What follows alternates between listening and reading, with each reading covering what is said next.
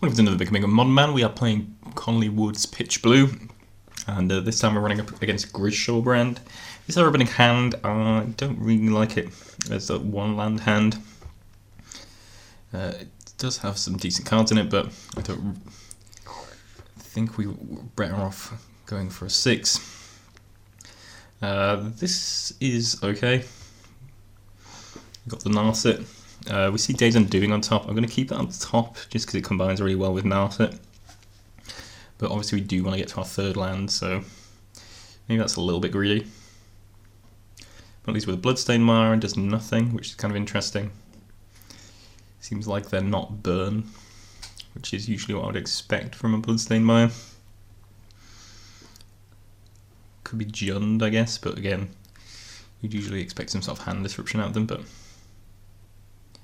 not easy to tell what exactly they're doing just yet. We'll play the Blood Moon on turn 2, powered by a Simian Spirit Guide. Which is kind of interesting given that they don't know what we're doing yet, and we might just be all basics. Blood Moon doesn't actually hurt this deck very much at all, given that we're majority islands. We do have black mana, which is required for casting Notion Thief. But we also have Mistvein Border Posts, which can be black sources which get past Blood Moon. So I didn't necessarily need to answer this Blood Moon. I decided to spell Pierce it anyway, given that we were in a position to, and that it might come back to bite us if we don't answer it now. But ultimately we didn't necessarily need to do that.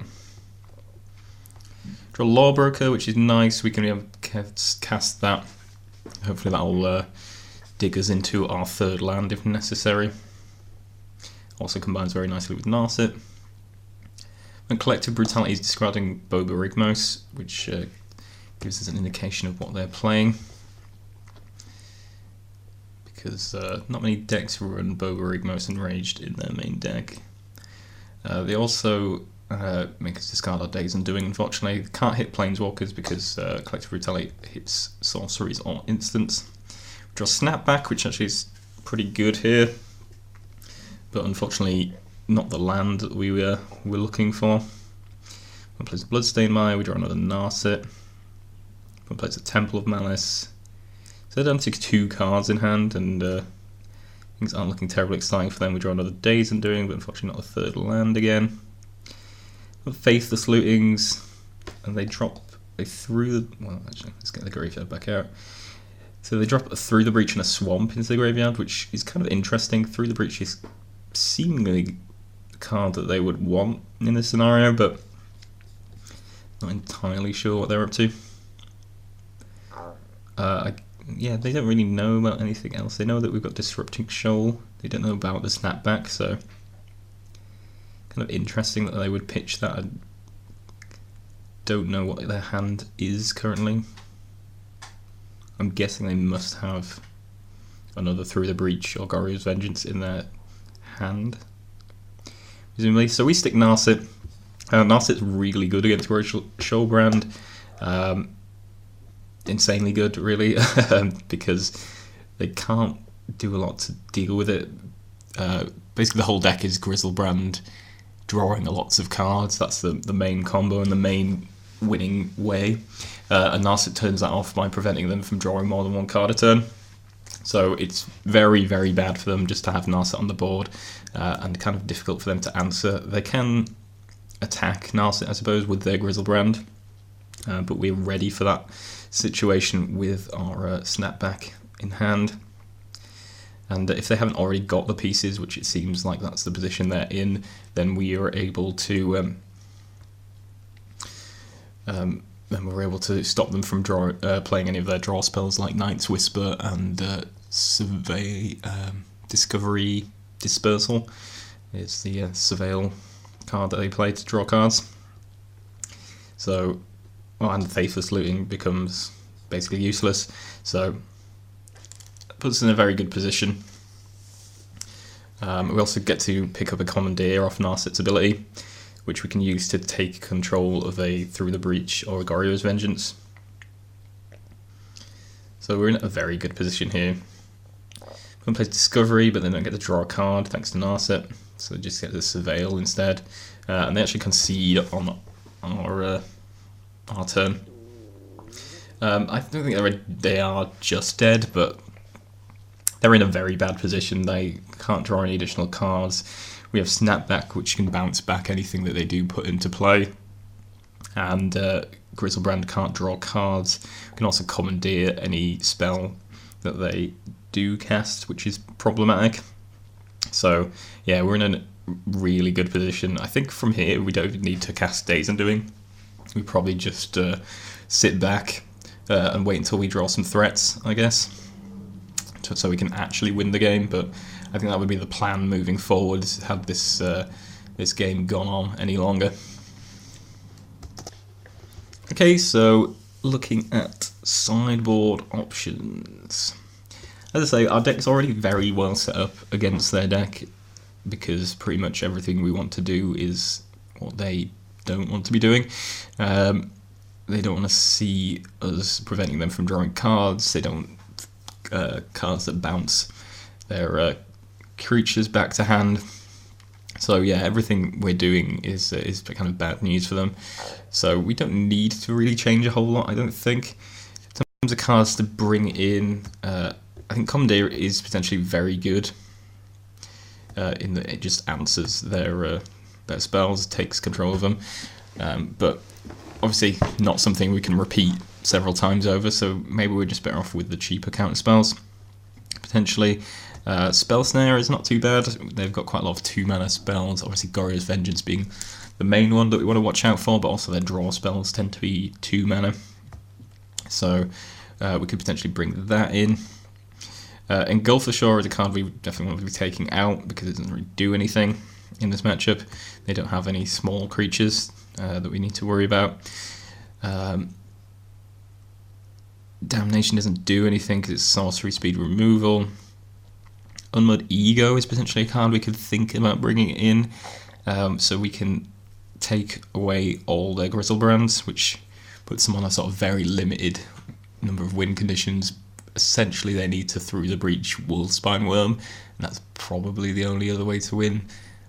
Or multiple times reanimate Goryo's Berberigmos, potentially. It kind of narrows their win conditions down, so a very, very small number of cards.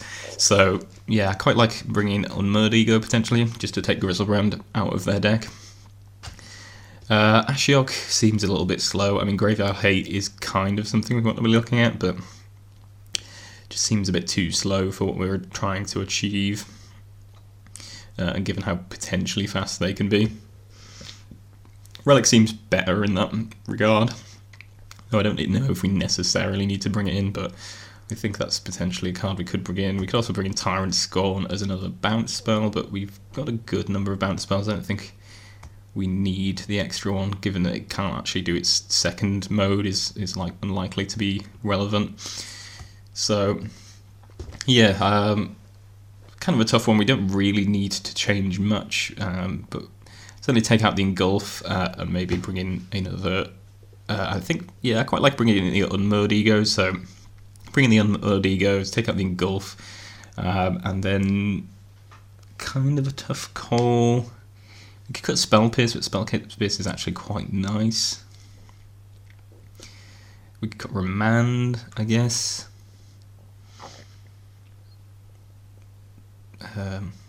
Disrupting Shell, actually. Disrupting Shell might be the card that is kind of slow. If we don't have another, we kind of want it on 2.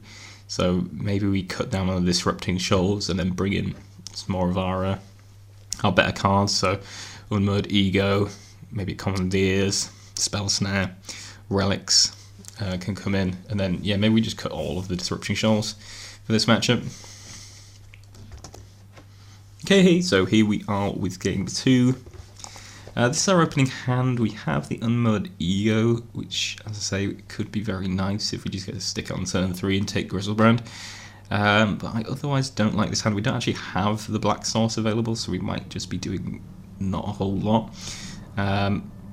We do have the Gaia Ridge Sanitarium to sort of draw us a little bit deeper, but I think I prefer having some early answers because their deck can go off very early, sort of turn 2, turn 3-ish. so it would be good to have something a little bit more substantial. And as I say, this hand risks us just never finding the black source that we need, and then doing not a whole lot. So this is our 6-card hand. It's actually fairly good, apart from the fact that it's only got 1 land in it.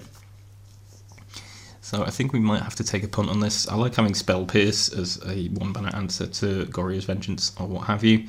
So, and then after that we can go pretty far. We've got Lawbroker and then Narset, which is a nice follow-up. So we're going to bottom the Days Undoing to find a second land, which is more important. So we find an island on top, which is a nice draw for the turn.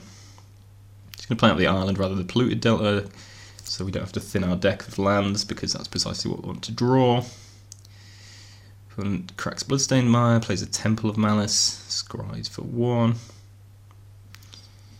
Play Polluted Delta, we draw another Narset. Really Lawbroker here, I prefer keeping up Remand and Spell Pierce. Draw Days Undoing, which isn't great. Say we just want another land. Opponent scries with Temple of Malice. So we find our 3rd land. I'm going to run Lawbroker here with Spell Pierce backup, which hopefully should be enough disruption to prevent us just losing out here. Alternatively, we could have just played Narset, which might have been better, I guess. I think I punt here. I Disrupting Shoal, but I misclick and end up exiling one of the Narsets. You have to be on exactly the right converted mana cost to get Disrupting Shoal to work. So that was I wanted to exile the Remand and end up exiling the Planeswalker. So this sticks. I don't think Chalice for 1 is actually that devastating for us, but given that we could answer it, I thought we should, just in case.